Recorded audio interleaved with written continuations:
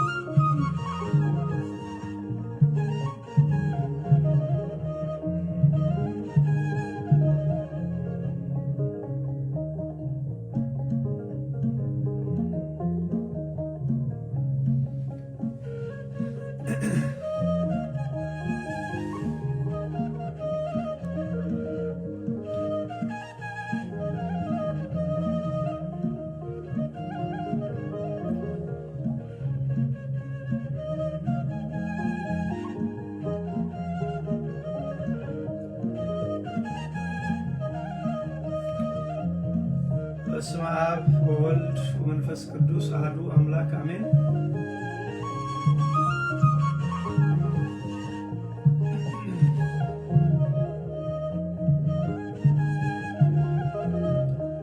በክርስቶስ ወንድሞቼ እህቶቼ ሆናችሁ እንደምን ከረማችሁ? እንደምን ሰነበታችሁ? ይሄ ድምጽ ይሰማችሁ ከሆነ ምልክት ብትሰጡኝ ደስ ይለኛል።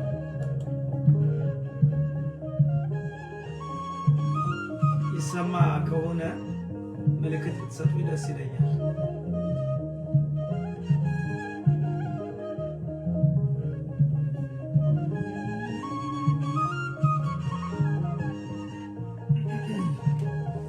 ይሁን ይሰማል በሚል ተስፋ ጀምራለሁ። የሚሰማ ከሆነ ድምፁ እሺ ይሰማል ብለውኛል በዚህ ሳይድ።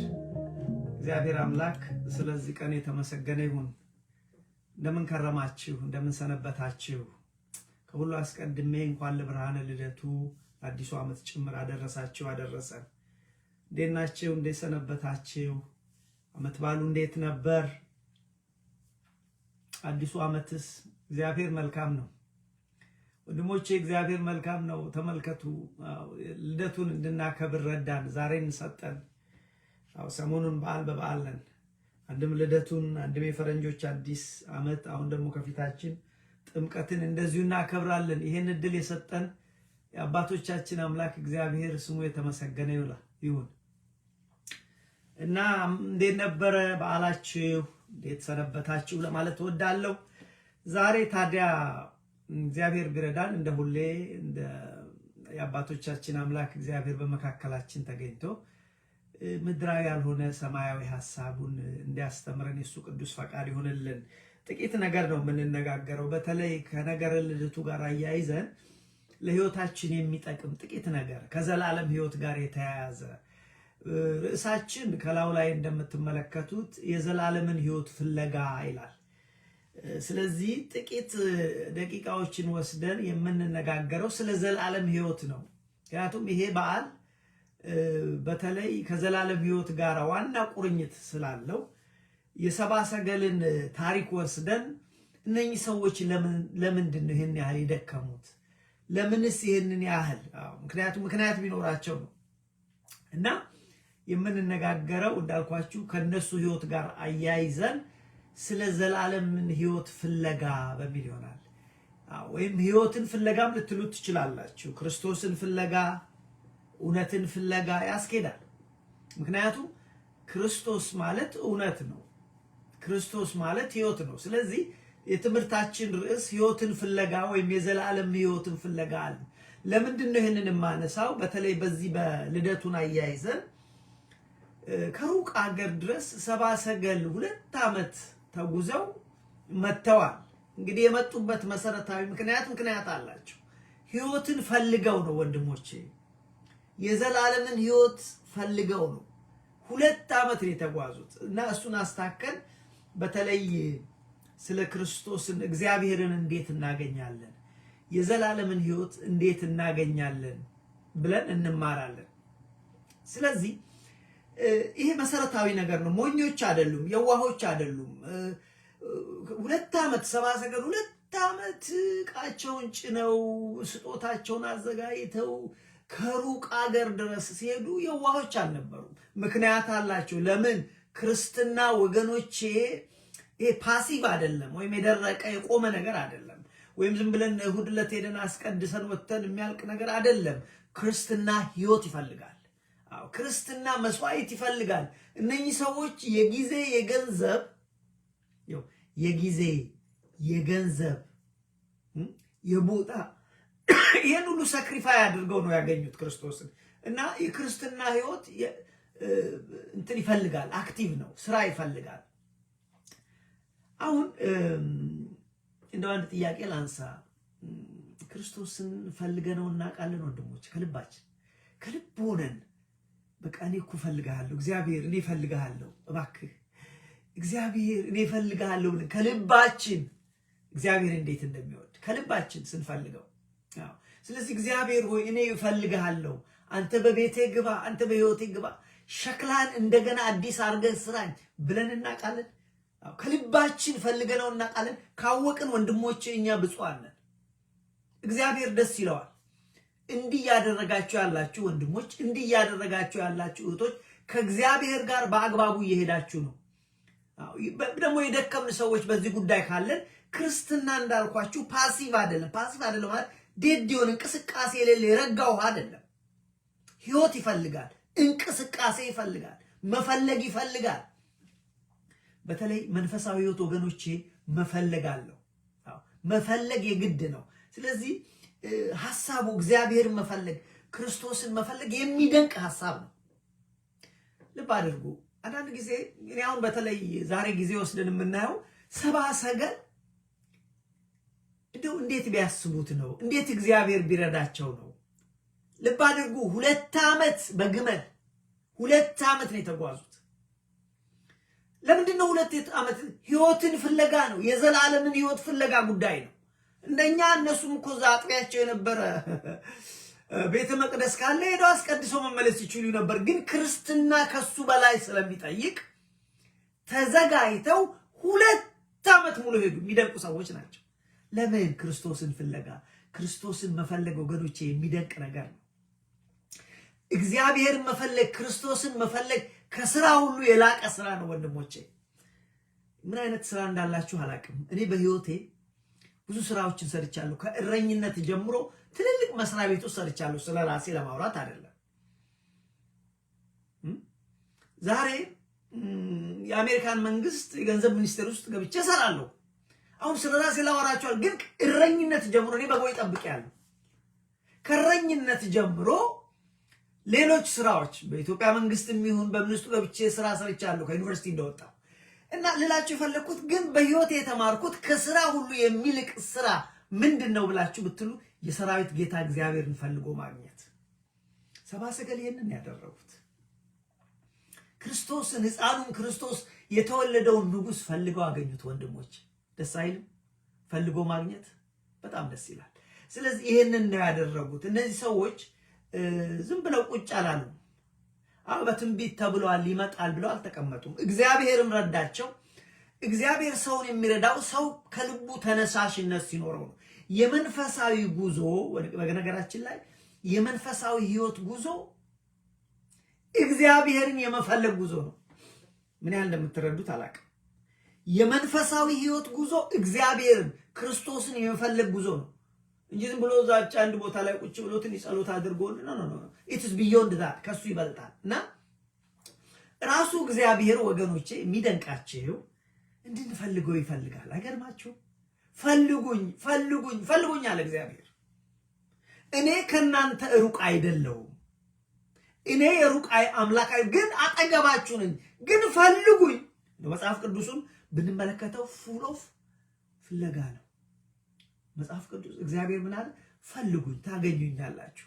እኔ የሩቅ አምላክ አይደለሁም። ስለዚህ የመንፈሳዊ ህይወት ጉዞ ወንድሞቼ እሁድ ዕለት ብቻ ነጠላ ለብሰን ሄደን አስቀድሰን በቃ ደግሞ ለሳምንት የምንለው ነገር አይደለም። ጥሩ ነው እሱ ማስቀደሳችን ጥሩ ነው፣ አንዱ ፓርት ነው። ግን ከሱ የበለጠ አክቲቪቲ ይፈልጋል። ከሱ የበለጠ ስራ ይፈልጋል። እንደ ሰብአ ሰገል ከሱ የበለጠ መስዋዕትነት ይፈልጋል። የጊዜ፣ የገንዘብ፣ የጉልበት፣ የህይወት። ምንድነው ነጥቤ? እግዚአብሔርን መፈለግ ከስራ ሁሉ የላቀ ስራ ነው ወንድሞቼ። እና በተለይ የክርስትናው መመሪያ፣ የክርስትናው ህይወት ትእዛዝ ፈልጉ ነው። ፈልጉ፣ እኔን ፈልጉኝ፣ ጽድቁን ፈልጉ፣ መንግስቱን ፈልጉ። ለዛ ነው ያለው መድኃኒዓለም ክርስቶስ እናንተ ጽድቁንና መንግስቱን ፈልጉ፣ ጽድቁንና መንግስቱ ፈልጉ። አያችሁ። ስለዚህ የመንፈሳዊ ህይወት ጉዞ የመፈለግ ጉዞ ነው። አክቲቭ ነው። እኔ ፓሲቭ ነገር አይደለም። ዴድ የሆነ የረጋ ውሃ አይደለም። ኩሬ አይደለም። አክቲቭ ነው። ልክ እንደ ወንዝ እንቅስቃሴ ያለው አይደለም። እናንተ ጽድቁንና መንግስቱን ፈልጉ። ስለዚህ የመንፈሳዊ ህይወት ጉዞ እግዚአብሔርን የመፈለግ ጉዞ ነው። ለዚህ ነው እንግዲህ ዛሬ ትኩረት የምናደርገው ህይወትን ፍለጋ፣ የዘላለምን ህይወት ፍለጋ። በተለይ እንዴት ነው የምንፈልገው? የት ሄደን ነው የምንፈልገው? እሱን ነው እግዚአብሔር የሚያስተምረን። ዋናው እዚች ጋር እንድትይዙ የመንፈሳዊ ህይወት ጉዞ የፍለጋ ጉዞ ነው። አያችሁ። ራሱ መድኃኒታችን ኢየሱስ ክርስቶስ በማቴዎስ ወንጌል ምዕራፍ 7 ቁጥር 7 ላይ ፈልጉ ታገኛላችሁ፣ ጠይቁ ይሰጣችኋል። ጠይቁ። ስለዚህ ስራ አለው። ዝም ማለት ጠይቁ። አሁን ቅዳሴ ጥያቄ ነው። ጸሎት ጥያቄ ነው። ጠይቁ። ከዛስ ደግሞ ፈልጉ። ጊዜ ወስዳችሁ ፈልጉ ታገኛላችሁ። ፈልጉ። መፈለግ ብቻ አይደለም። ስትደርሱ ከፈለጋችሁ በኋላ ደግሞ በር አንኳኩ። አንኳኩ። ስናንኳኩ እውነት እኮ ነው ይከፈታል። እስቲ የትም ቤት ሂዱና በር አንኳኩ፣ ይከፍቱላችኋል። ኖ ማተር ዋት ጥያቄያችሁ ምን ቢሆን። ስለዚህ የክርስትና ህይወት ምንድነው አልኳችሁ? የክርስትና ህይወት የመፈለግ ህይወት ነው። ለዚህ ነው ጠይቁ ይሰጣችኋል፣ ፈልጉ ታገኛላችሁ፣ በር አንኳኩ ይከፈትላችኋል። በቃ ስለዚህ የክርስትና ህይወት የቆመ ነገር ሳይሆን አክቲቭ ነው፣ የሚሰራ ነገር ነው። ክርስቶስን የምንፈልግበት፣ እግዚአብሔርን ፈልገን የምናገኝበት ህይወት ነው። ይሄ ብቻ አይደለም። ለምሳሌ ሁለተኛ ዜና መዋዕል ምዕራፍ 15 ቁጥር 12 ላይ እግዚአብሔር ምን ይላል መሰላችሁ? ብትፈልጉኝ ታገኙኛላችሁ፣ እገኛለሁ። እንደዚህ ይላል። ሁለተኛ ዜና መዋዕል ምዕራፍ 15 ላይ ቁጥር 12 እንደዚህ ይላል፣ ከእግዚአብሔር ጋር ስትሆኑ እርሱ ከእናንተ ጋር ይሆናል። ደስ አይልም? እናንተ ፈልጋችሁት ከሱ ጋር ስትሆኑ፣ ተፈልጎ ነው ከሱ ጋር የሚሆነው። ፈልጋችሁት ከሱ ጋር ስትሆኑ እሱ ከእናንተ ጋር ይሆናል። ብትፈልጉት ይገኝላችኋል፣ ብትተውት ግን ይተዋችኋል። አይገርማችሁም ወንድሞቼ? ወርቅ ወደ እንትን አባባል ይሄ ነገር ወርቅ እንደዚህ ይላል።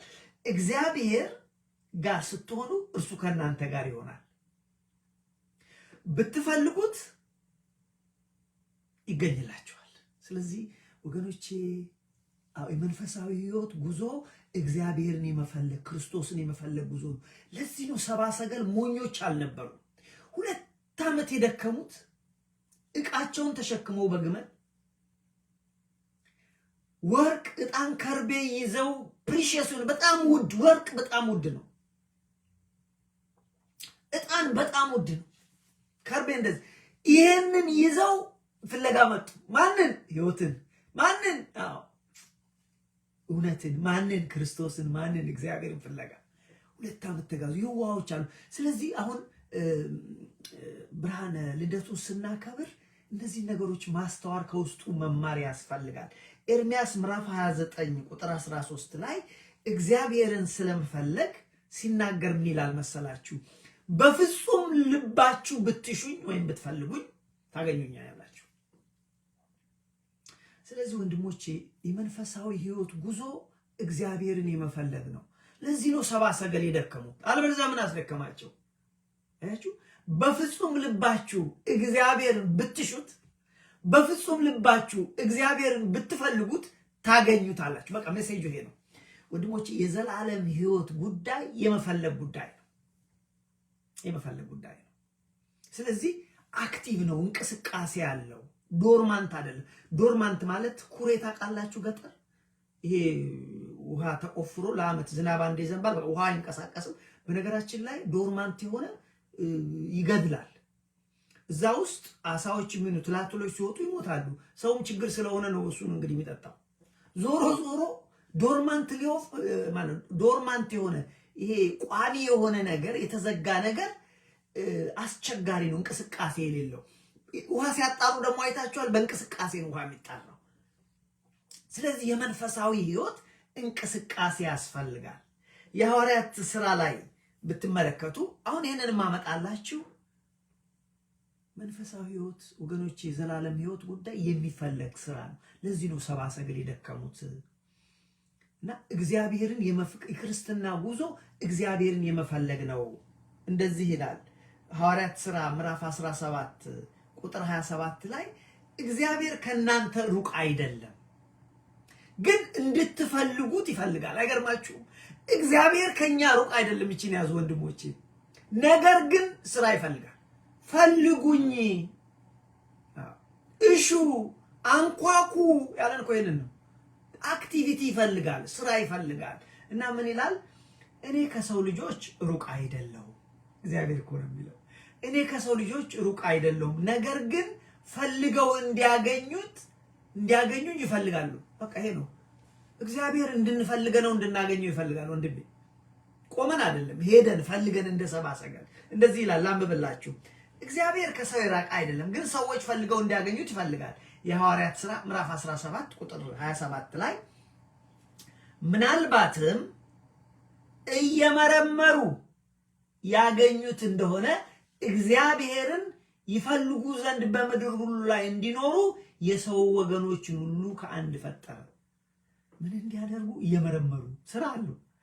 እግዚአብሔርን ይፈልጉ ዘንድ፣ አያችሁ፣ እግዚአብሔርን ይፈልጉ ዘንድ በምድር ሁሉ ላይ እንዲኖሩ የሰውን ወገኖች ሁሉ ከአንድ ፈጠረ።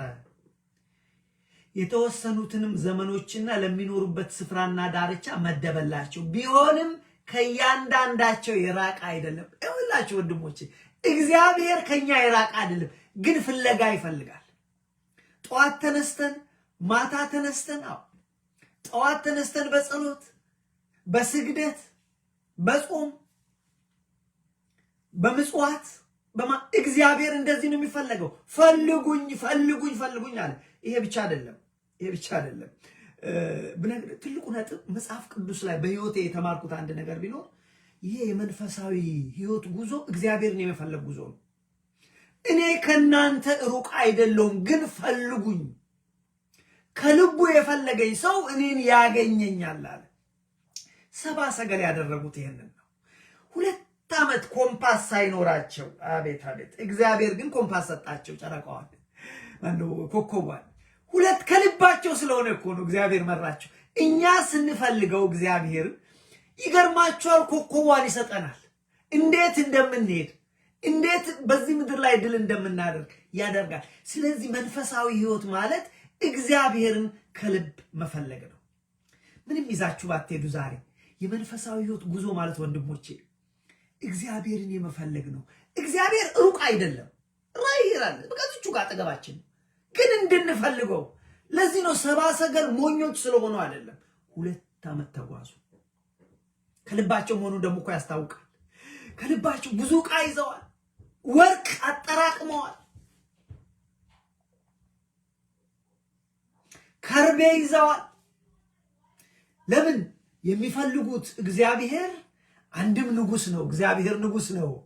አንድም ደግሞ ሊቀ ካህን ነው። ኢየሱስ ክርስቶስ ሊቀ ካህን ነው፣ ካህን ነው። ዕጣን ደግሞ ያስፈልጋል። አንድም ደግሞ ሰውንና እግዚአብሔርን ከርቤ ነው። ከርቤ ምንድን ነው? የሚጠግን ነው። ስብራት ነበረ በሰውና በእግዚአብሔር መካከል፣ በሰውና በመላእክት መካከል፣ በምድርና በሰማይ መካከል ክራክ ነበር። ያ ክራክ የሚጠገነው በከርቤ ነው። ከርቤ ጠጋኝ ነው። አጥንት ሲሰበር ወገኖች፣ አጥንት ሲሰበር በከርቤ ነው የሚያድኑት። ሚስጥር አለው። እሱ ብቻ አይደለም፣ ከርቤ መራራ ነው። አንተ የመጣኸው ንጉስ፣ አንተ ሊቀ ካህን አንተ እግዚአብሔር ሆነህ መስዋዕቱን ትቀበላለህ። አንተ ካህን ሆነህ መስዋዕቱን ታሳርጋለህ። አንተ መራራ ጽዋን ለኛ ለሰው ልጆች ብለህ ትቀበላለህ ሲሉ ከርቤን ጭምር አቀረቡለት። የሚደንቅ ነው።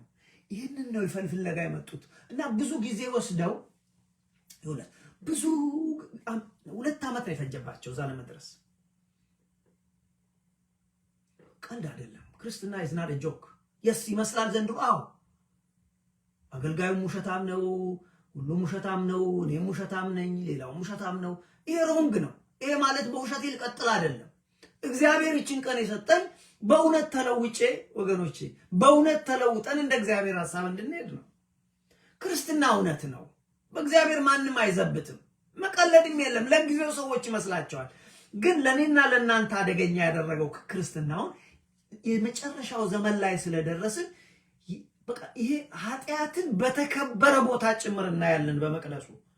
ስለዚህ ክርስትና እንደዚህ ነው ወይ ብለን እንደናገጣለን። አትደንግጡ። ይሄ ሊሆን ግድ ነው። እኛ ይልቅ እግዚአብሔርን እንፈልገው። ጠዋት ተነስተን እንፈልገው፣ ቀንም ላይ እንፈልገው፣ በስራ ቦታችን እንፈልገው፣ በመንገድ ላይ እንፈልገው፣ በቤተ መቅደስ እንፈልገው። እግዚአብሔር እፈልግሃለሁ። ለሰብአ ሰገል የተገለጥክ ክርስቶስ እኔም ለኔም ከልባችን እናገኘዋለን። ለዚህ እኮ ነው በፍጹም ልባችሁ ኤርምያስ 29:13 በፍጹም ልባችሁ ብትሹት እግዚአብሔርን ብትፈልጉት ታገኙታላችሁ። በቃ ልብ ነው። እግዚአብሔር ከኛ ከሆነም አይፈልግም። አያችሁ? እና እግዚአብሔር ከሰው ልጆች ሩቅ አይደለም። ኢሳይያስ ምዕራፍ 55 ላይ ምን ይላል መሰለህ? ምዕራፍ 55ን ሄዳችሁ ብታነቡት እግዚአብሔር ሩቅ አይደለም፣ እግዚአብሔርን ፈልጉት፣ ቀርቦ ሳለ ጥሩት። አይገርማችሁም? እግዚአብሔርን ፈልጉት፣ ቀርቦ ሳለ ጥሩት። ስለዚህ ወገኖች የክርስትና ህይወት እግዚአብሔርን የመፈለግ ህይወት ነው። የክርስትና ህይወት የዘላለምን ህይወት የመፈለግ ህይወት ነው። ለዚህ ነው እናንተ ጽድቁንና መንግስቱን ፈልጉ እሹ ይሰጣችኋል። ፈልጉ አለን ክርስቶስ። ነገረን እኮ ፈልጉ፣ ዝም በሉ አላለን። ጀስት አክቲቭ ሆናችሁ ፈልጉት አለን። አያችሁ? እና እግዚአብሔርን ፈልጎ ማግኘት እንደ ሰብአ ሰገል እነዚህ ሰዎች አገኙት። 2 ዓመት ፈለጉት። የመጀመሪያው ስቴፕ መፈለግ ነበር። 2 ዓመት ተጓዙ። 2 ዓመት ጥርጣሬ የለም። በቃ ሄዱ፣ ተጓዙ። አንዳንድ ሰው ኤክስኪውዝ ይጣው እግዚአብሔር እንደዚህ ነው። ልባቸውን ነው እግዚአብሔር ያየው። ልባቸውን ስላየ ነው ምልክቱን የሰጣቸው። ሁሉ ጊዜ ይራቡ ነበር እግዚአብሔርን፣ ክርስቶስን ለማየት ንጉሱን፣ ካህኑን፣ የሚመጣውን ሊያዩት ይፈልጉ ነበር። የእግዚአብሔር ልጅ እግዚአብሔር የሆነውን የእግዚአብሔር ልጅ ይጠብቁ ነበር ንጉሱን። ስለዚህ መራቸው ወገኖች። ከልባችን እኛም ስንፈልግ ኮከቡ ለኛም ይገለጣል። እግዚአብሔር ይመራናል። ምሪተ እግዚአብሔር እናገኛለን። በህይወታችንን እንዴት እንደምንመራው በዚህ ምድር ላይ ራሱ እግዚአብሔር ይመራናል። አያችሁ? ስለዚህ እውነተኛ አምልኮት አደረጉ እነሱ። አንደኛው መጀመሪያ ፈለጉ፣ አገኙት። እዚህ ጋር ነው ተባሉ። እዚህ ጋር ነው። ከዛ ምን አደረጉ? ገቡና ሰገዱ። አያችሁ? የሁላችሁ ስግደት ደግሞ መጣ። ሰግደው እግዚአብሔርን አመሰገኑ። ክብር ላንተ ይሁን፣ አገኘነው አሉ። 2 ዓመት ነው የተጋዙ። ደስ አላቸው ነው የሚለው። ሰገዱለት። አምልኮት ነው። ፍለጋ አምልኮት ነው። ስግደት አምልኮት። ይሄ ብቻ አይደለም። ከሰገዱ በኋላ እግዚአብሔርን ካመሰገኑ በኋላ ወገኖቼ አስረው ከመጡት ወርቁን አንተ ንጉሥ ነህ ሲሉ፣ ዕጣኑን አንተ ሊቀ ካህን ነህ ሲሉ፣ ከርቤውን አንተ ሰውና እግዚአብሔርን የተሰበረውን የምትጠግን ነህ ሲሉት፣ ለኛ ስትል ከርቤ መራራ ነው፣ ለኛ ስትል መራራ ጽዋን፣ ለኛ የዘላለም ሕይወት ስትል ሲሉ ያንን ሰጡት። ደስ ይላል። እመቤታችን ግን ይህንን ሁሉ በልቧ ታኖረው ነበረ ይላል። አይገርማችሁም? ይህንን ሁሉ ታይና በልቧ ዝም ብላ በልቧ ታኖር። she don't say any word።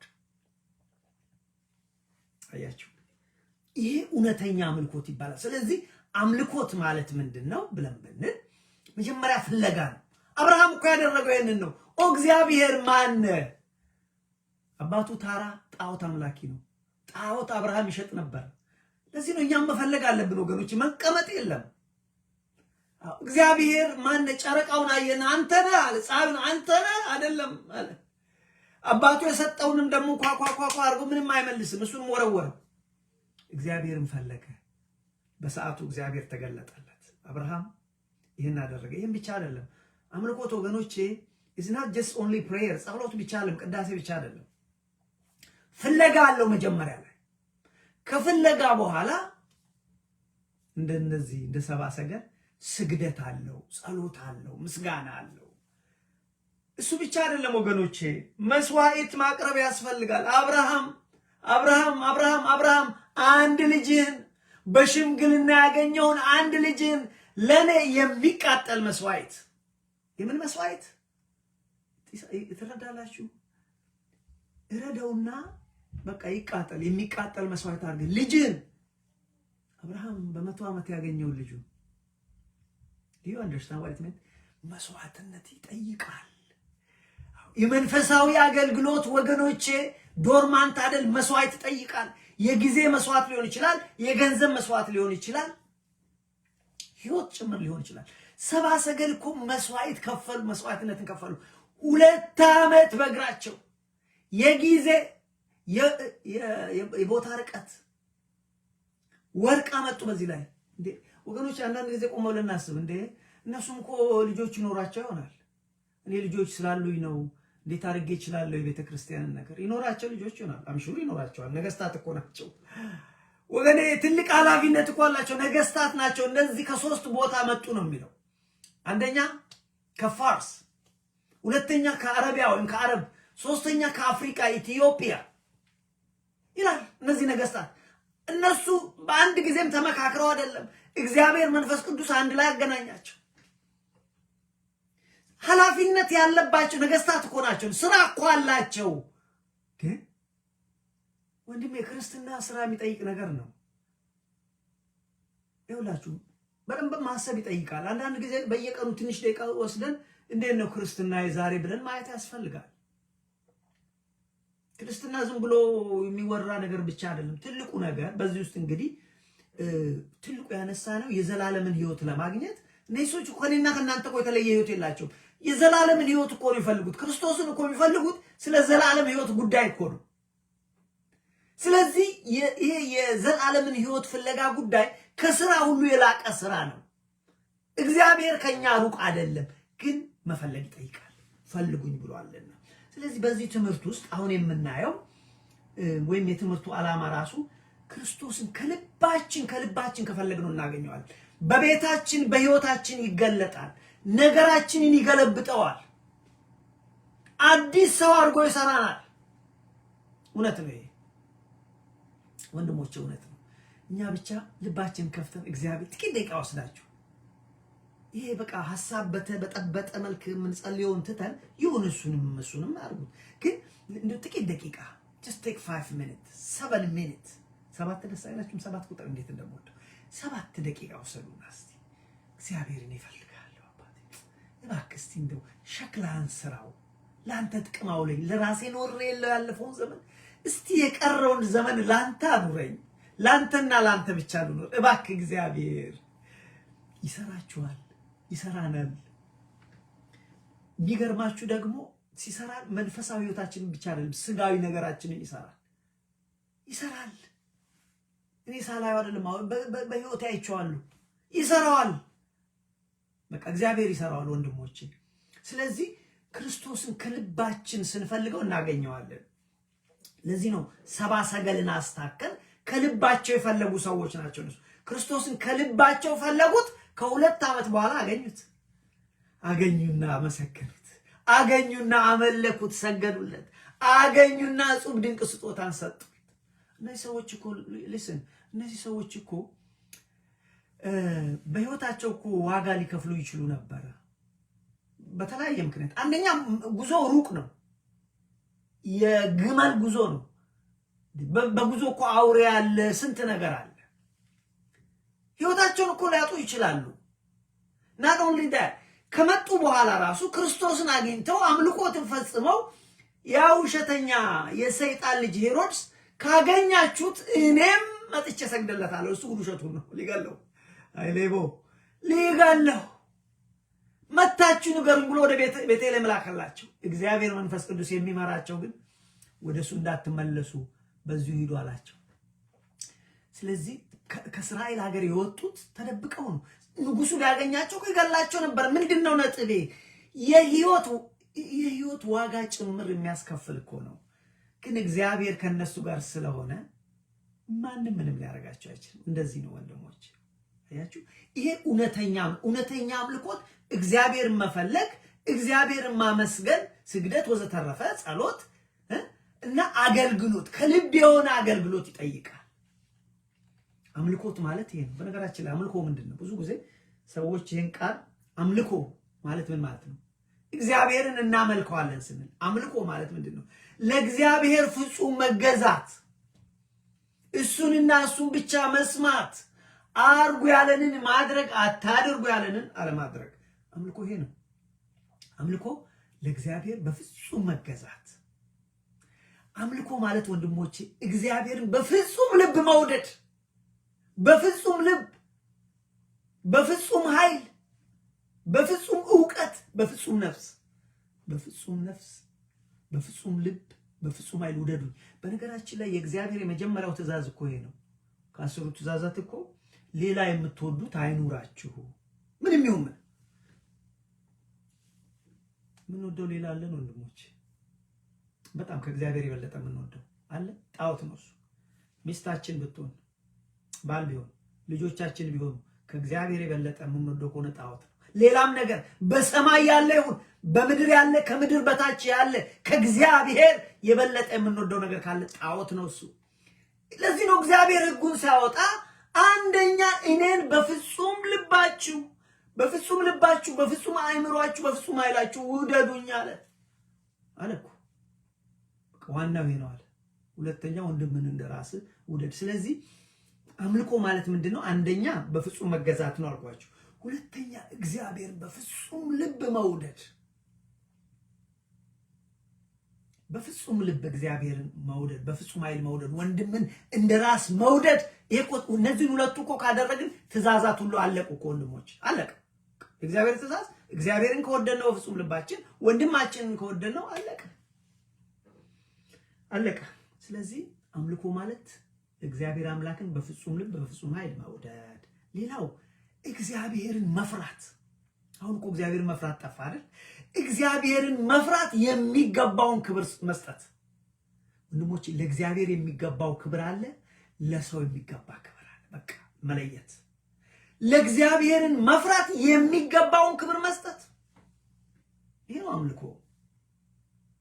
የሚገባውን ክብር፣ ለሰውም ደግሞ የሚገባውን ክብር እንስጥ። ደስ ይለዋል። ታላቅ ይሁን ታናሽ፣ ማንም ይሁን ማን፣ ለሰውም ደግሞ የሚገባ ክብር አለ። አያችሁ? ለእግዚአብሔር የሚገባ ክብር አለ፣ ለቅዱሳን የሚገባ ክብር አለ፣ ለእመቤታችን የሚገባ ክብር አለ፣ ለመላእክት የሚገባ ክብር አለ፣ ለካህናት አባቶቻችን የሚገባ ክብር አለ፣ ለትልልቅ ወንድሞቻችን የሚገባ ክብር አለ፣ በቃ ለአለቆቻችን ጭምር የሚገባ ክብር አለ። አያችሁ? ስለዚህ የእግዚአብሔርን ክብር ለእግዚአብሔር፣ ሌሎችን ደግሞ እንደ ደረጃቸው። ይሄ እግዚአብሔር ደስ ይለዋል። ለዚህ እኮ ነው ሕግ እንኳን ሲያወጣ እኔን ውደዱኝ፣ እኔን አክብሩኝ፣ ለእኔ ተገዙ ያለ እግዚአብሔር አባትና እናትህን አክብር።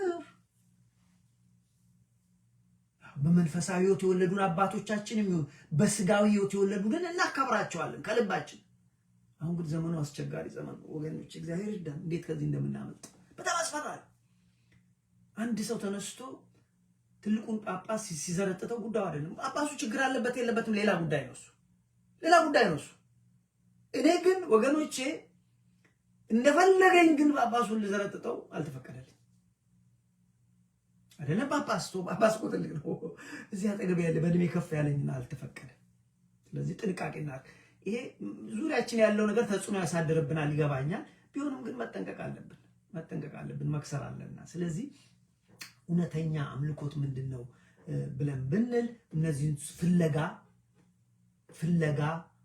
ወይም ደግሞ ቀጥሎ ደግሞ ምንድነው ምስጋና፣ ጸሎት፣ ቅዳሴ፣ ውዳሴ፣ ከዛ ደግሞ አገልግሎት።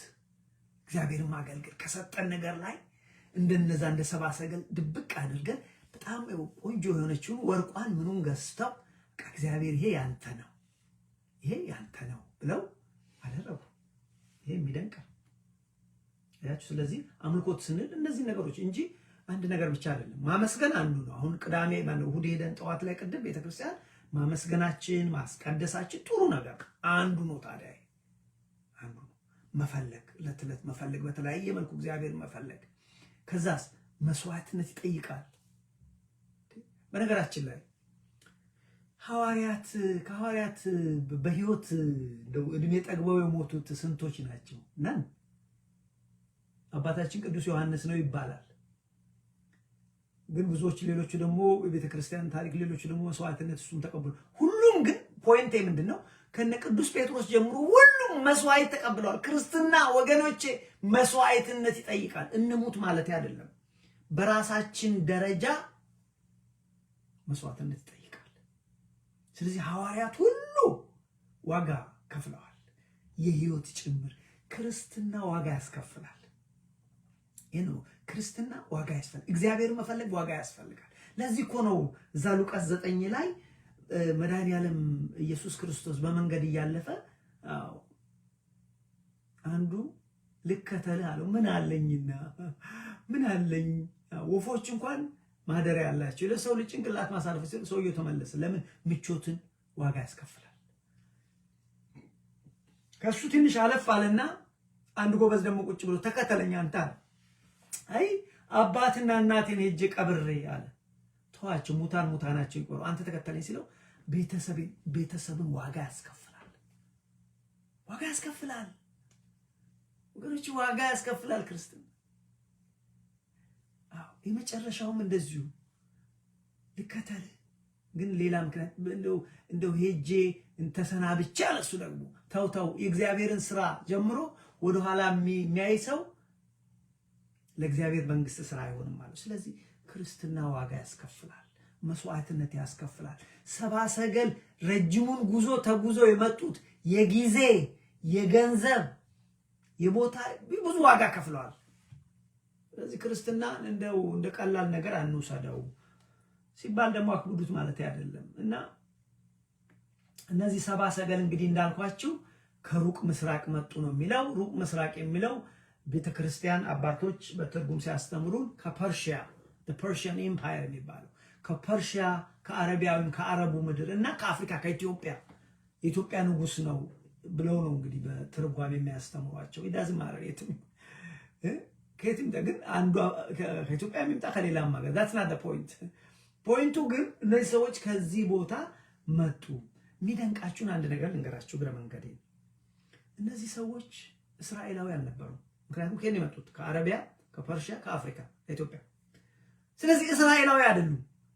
እግዚአብሔር ግን ድንቅነቱ የሚገርማችሁ ነገር ለምን አህዛብ ናቸው ነው። በሌላ አነጋገር አህዛብ ናቸው እነዚህ ሰዎች።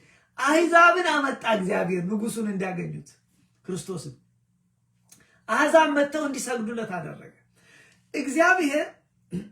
ይኸውላችሁ እግዚአብሔር የህዝብም የአህዛብም ጌታ ነው። እንደ ሰው አይደለም፣ አያዳላ። ይኸው ከእስራኤል እረኞችን አመጣ። እረኞቹ እስራኤላውያን ናቸው። እዛው ቤተልሔም አካባቢ በጎቻቸውን የሚጠብቁ ነበሩ አይደለም? እነሱ መጡ። እስራኤል መጥተው ሰገዱ፣ ደስ አላት። አህዛብን ደግሞ ከዚያ አያችሁ።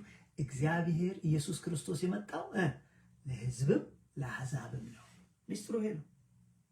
እግዚአብሔር ለሁሉም ነው የመጣውና ባጭሩ እነዚህ ሰዎች ከዛ ድረስ የመጡ ናቸው። እና በዚህ ውስጥ እዚህ ጋር አሁን እንግዲህ ዘጋዋለሁ ትምህርቱን። ጥቂት ነገር ካለ ሌላ ጊዜ ደግሞ እንመለስበታለን። የዚህ የትምህርቱ ማዕከላዊ መልእክቱ ምንድነው? የሰባ ሰገል ጉዳይ ማለት በማቴዎስ ወንጌል ምዕራፍ 2 ላይ ጀምራችሁ ሙሉን ታሪኩ አለ። እናንተ ሄዳችሁ አንብቡት። እነዚህ ሰዎች በጥንቃቄ መረመሩ ይላል።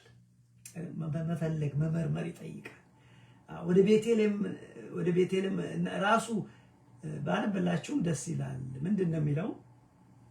ያው መጡ ነው የሚለው። እኔ ሙሉን አላንበውም፣ እናንተ አንብቡት። ግን ከመጡ በኋላ ሄሮድስን ነው ያገኙት። ሄሮድስን ጠየቁት። የተወለደው ንጉስ የት ነው አሉት። ሄሮድስ ደነገጠ። የሄሮድስን ኔቸር ደግሞ ነግራቸዋለሁ። ክፉ አረመኔ ጨካኝ የነበረ ሰውዬ፣ የእግዚአብሔር ሰው የሚመስል ግን የእግዚአብሔር ሰው ያልነበረ ሰው ነው የሰውዬ። በምን አወቅ እግዚአብሔር ሰው መሆኑ? አስታውሳችሁ ከሆነ ይሄንን ዘሩባቤል የሰራውን ቤተ መቅደሱን እኮ አስፋፍቶ የሰራው እሱ ነው። ግን ቤተ መቅደስ ይሰራል፣ ክርስቶስን ሊገል ግን ይፈልጋል። እንዲህ አይነት ሰው ነው። እልም ያለ አረመኔ ጨካኝ፣ ሚስቱን የገደለ በታሪክ ልጆቹን የገደለ በስልጣኑ ጉዳይ ሰው ከመጣበት አንገት ነው የሚያርድ ሰው። ሄሮድስ እንደዚህ አይነት ሰው ነበር። ለዚህ ነው ቀሳልና ስንት ዓመት ፈጅባቸው አላቸው። አይ 2 ዓመት። የት ነው ቦታው? ቤተልሔም። ከካህናቱ ማረጋገጥ እንግዲህ ሂዱና ፈልጉና ስገዱለት፣ ከሰገዳችሁ በኋላ ተመልሳችሁ ለእኔ ንገሩኝ፣ እኔም ሄጄ እሰግድለታለሁ። እሱ ሌባ ነው፣ ሊገድለው ነበር። ያዝን ነው። ቤተ መቅደስ ይሰራል ግን ገዳይ ነው። እኛ እንደዛ ነው ወንድሞች። ለቤተ መቅደስ ገንዘባችን እንሰጣለን ግን ህይወታችን ገዳይ ይሆን? እግዚአብሔር ያን አያረግብን። ይሄ በጣም ልንጠነቀቀው ነው። ማን በኩል ህይወታችንና እንትኑ አይጣጣምም። ይሄ ሰው ትልቁን በነገራችን ታላቁ ሄሮድስ ነው የሚባለው፣ ግን አረመኔ ገዳይ ነበር። የገዛ ሚስቱን የገደለ ልጆቹን የገደለ ሰው ነው። እና ምንድነው ያላችሁ? ስለ ሕፃኑ በጥንቃቄ መርምሩ፣ ባገኛችሁት ጊዜ እኔ ደግሞ መጥቼ እሰግድለት ዘንድ ንገሩኝ አላቸው። እግዚአብሔር መንፈስ ቅዱስ ግን ያው በራእይ ተገልጦላቸው በሌላ በኩል ሂዱ አላቸው። እነሱ ሄዱ። ትልቁ ነገር በዚህ ታሪክ ውስጥ የምናየው ምንድነው? በሰብአ ሰገልን በተመለከተ ክርስቶስን ፈልገው አገኙ። የዘላለም ህይወትን ፈልገው አገኙ። ይሄ ደስ የሚል ነው። እኛም ዛሬ ክርስቶስን ፈልገን ልናገኝ ይገባል። በህይወታችን፣ በቤታችን ያችሁ ይሄ ነው። እና በዚህ ታሪክ ውስጥ በተለይ የተወለደውን ክርስቶስ ንጉሱን፣ ካህኑን ኢየሱስ ክርስቶስ እግዚአብሔር ነው። ኢየሱስ ክርስቶስ የእግዚአብሔር ልጅ ነው። ኢየሱስ ክርስቶስ ንጉስ ይባላል። ብዙ ነው ስሙ። ሊቀ ካህን ይባላል። አያችሁ፣ ከአባቱ ጋር በሰማይ ሆኖ መስዋዕት ይቀበላል። እዚህ ጋር ግን እንደ ሊቀ ካህን ደግሞ መስዋዕቱን ያሳርጋል። የሚደንቅ ሚስጥር ነው፣ የሚደንቅ። ስለዚህ እዚህ ውስጥ የመንፈስ ቅዱስን ምሪት ደግሞ እና መንፈስ ቅዱስ እንዴት አድርጎ በኮከብ እየመራቸው በኮከብ ብቻ አይደለም በህልም ጭምር ተገልጦ ነው መንፈስ ቅዱስ ሂዱ ወደ ሄሮድስ እንዳትመለሱ። ይሄ ለነሱ የሆነ ለኛም ይሆናል ወገኖች፣ ከልባችን ከፈለግ። ስለዚህ የመለኮት ምሪት እናያለን።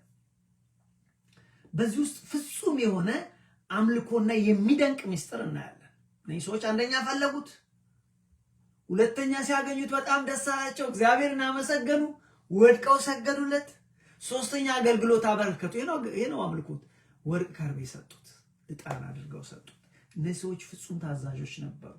ካገኙት በኋላ ወደዚህ አታድርጉ ሲላቸው መንፈስ ቅዱስ ወደ ሄሮድስ አልተመለሱ። ፍጹም መታዘዝ አምልኮ ማለት ይሄ ነው። ቅድም ብለን ያየነው ይሄ ነው። ከነሱ ታሪክ የምንማረው ምንድነው ብለን ብንል እግዚአብሔርን በፍጹም መፈለግ፣ እግዚአብሔርን ማምለክ። ሌላው እግዚአብሔርን ከፈለግነው እናገኘዋለን ወንድሞች። ቅድም ደጋግመን ያየነው እግዚአብሔር ከኛ ሩቅ አይደለም፣ ከፈለግነው እናገኘዋለን ብለናል።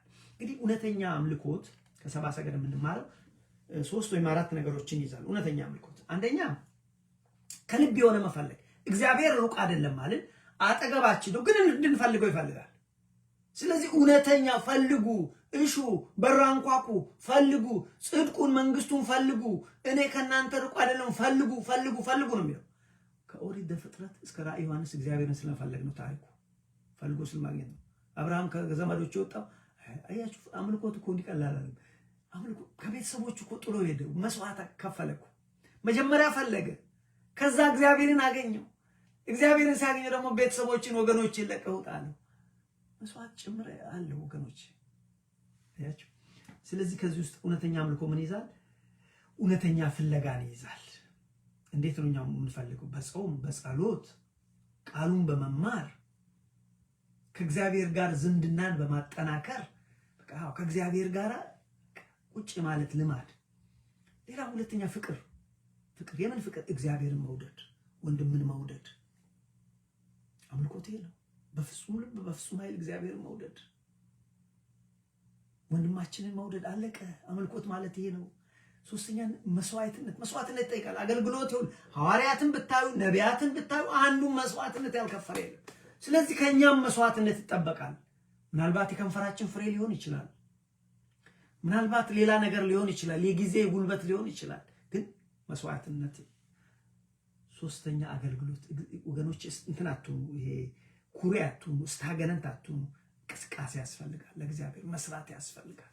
አሉ ብዙ ስራዎች። ጠይቁ ካላወቃችሁ። እግዚአብሔርን ማገልገል እፈልጋለሁ ግን ምን እንደማገለግለው አላውቅም። ጠይቁ ወንድሞችን፣ ጠይቁ አባቶችን፣ ይመራቸዋል። መንፈስ ቅዱስ ደግሞ ይሄን ለምን አትሰራም? ስራ ቦታ ላይ ለምሳሌ ይሄን አድርግ ይላችኋል።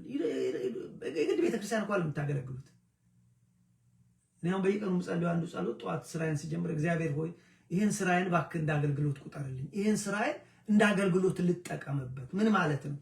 ከወዲያ እኔ ጋር ሰርቪስ ፈልጎ የሚመጣ ሰው አለ።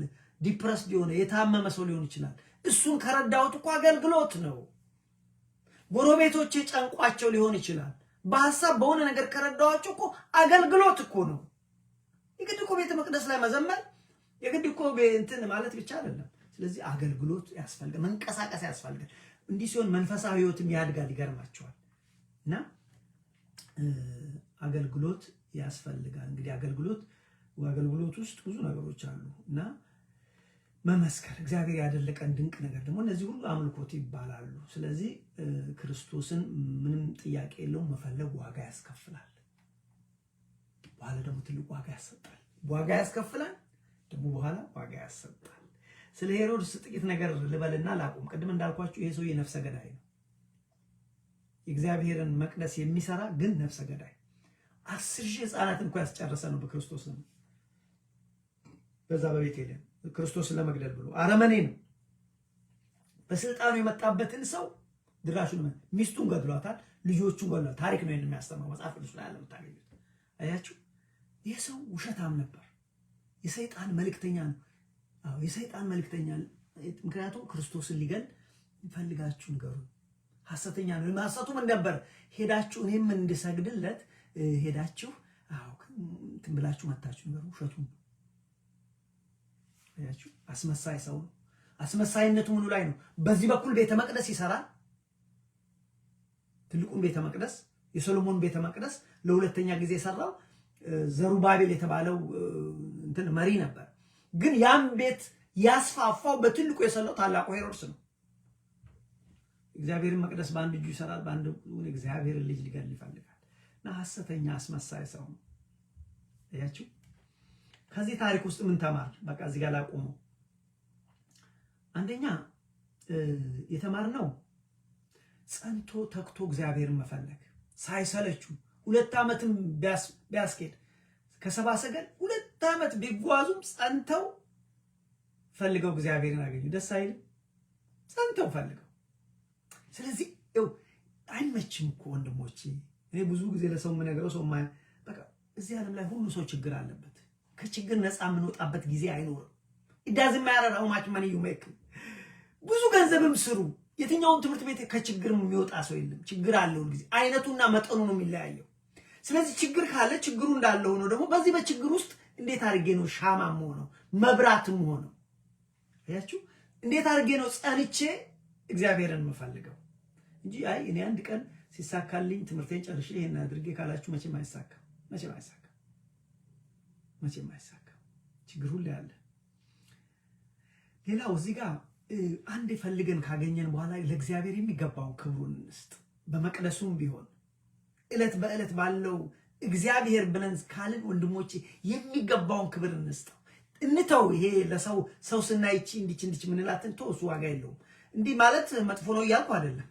እኔ ማማተራችሁ መጥፎ ነው ሳይሆን እቺ የማስመሰል አለችን አይደለም ውስጣችን እንዲች የምትል አንዳንድ ነገር እሱ አይደለም። በቃ በህይወት ስራኝ እግዚአብሔር ሰዎች በህይወት የሚማሩ ስናማትብም ከዚህ የሚማሩ ገብቷቸዋል። በእውነት ከልብ ያን ጊዜ እግዚአብሔር እናገኘዋልና ከልብ ካገኘነው በኋላ የሚገባውን ክብር እንስጥ። ለእግዚአብሔር የሚገባ ክብር አለ፣ ለሰዎች የሚገባ ክብር አለ።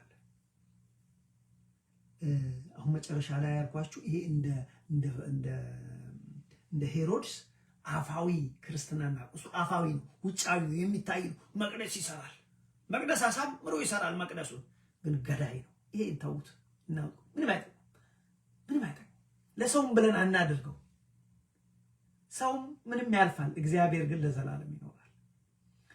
ከባድ ነው። አዎ ከባድ ነው፣ ግን ልምምድ ይጠይቃል። ይቻላል። ጨርሻለሁ። ስለዚህ እንደ ሄሮድስ አፋዊ የሆነ ወይም ውጫዊ የእይታ ነገር አናድርግ።